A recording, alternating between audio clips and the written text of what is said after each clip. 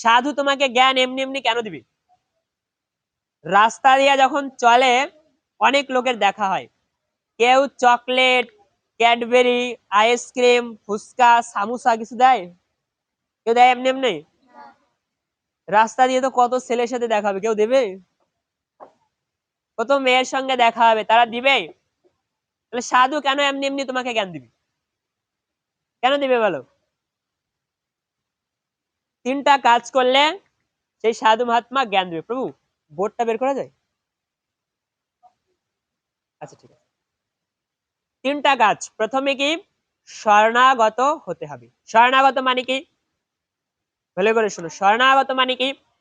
শরণাগত মানে হচ্ছে যে সৎ গুরুর কাছে, এরকম গুরুর কাছে এসে তাকে প্রণাম করে তার কাছে নিজেকে সঁপে দিতে হবে। কেমন ভাবে সঁপে দিতে হবে?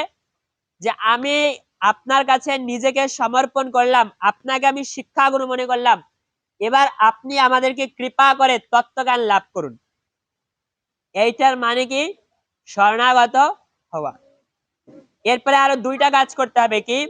সদ্গুরুর শরণাগত হয়ে তাকে বিনম্র চিত্তে প্রশ্ন জিজ্ঞেস করতে হবে। কি করতে হবে? বিনম্র চিত্তে প্রশ্ন। আচ্ছা, বিনম্র চিত্তে প্রশ্ন মানে কি? ওই এবার তোমার দাঁড় করাবো। বিনম্র চিত্তে প্রশ্ন মানে কি? একজন আমাকে বলল, আমাদের বাড়ির পাশে একজন মারা গিয়েছে, তো তো পরে একজন আমাকে বলল যে হরে কৃষ্ণ প্রভু। বলছি হরে কৃষ্ণ। আমার স্টুডেন্ট বলছে, প্রভু আমাদের বাড়িতে একজন মারা গিয়েছে, আমাদের বাড়িতে একজন মারা গিয়েছে, এখন আমরা কি ভগবানের সেবা পূজা দিতে পারবো? তা আমি বললাম, হ্যাঁ ভগবানের সেবা পূজা দিতে পারবে, কিন্তু দেব দেবতার পূজা বন্ধ রাখতে হবে। তো বললো ঠিক আছে। এইবার মনে করো আমাদের বাড়ির পাশে আরেকটা লোক আছে, সেই লোকটা বলে যে সাধু। বলছি কি? বলে সাধু আমাকে বাড়িতে একজন মরছে, এখন আমরা কি পূজা টুজা দিতে পারবো? আমাকে বিড়ি গো কি কব?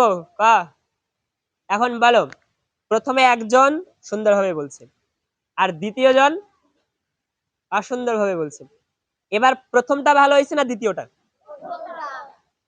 প্রথমটা। এই প্রথম বিনম্র চিত্তে, হরে কৃষ্ণ প্রভু আমাদের তো আগামীকাল অনুষ্ঠান আছে, আপনারা সবাই আমাদের মন্দিরে যাবেন এবং সবাইকে নিমন্ত্রণ। এটা ভালো হয়েছে না? এবার এই কালকে আমাদের মন্দিরে অনুষ্ঠান, যাবি নলে কিন্তু থাপ্পড় দেবো। কোনটা ভালো হয়েছে? ও কোনটায় যাবে, প্রথম রিকোয়েস্টে না দ্বিতীয় রিকোয়েস্টে? তাহলে সুন্দরভাবে আস্তে আস্তে এবং নম্র ভদ্র সহকারে যে প্রার্থনা করা হয়, যেটা বলা হয়, সেটাকে বলা হয় বিনম্র চিত্তে, এবং মনটা সরল থাকতে হবে। আমরা মানুষের সঙ্গে কথা বললে বুঝি তারা কেমন।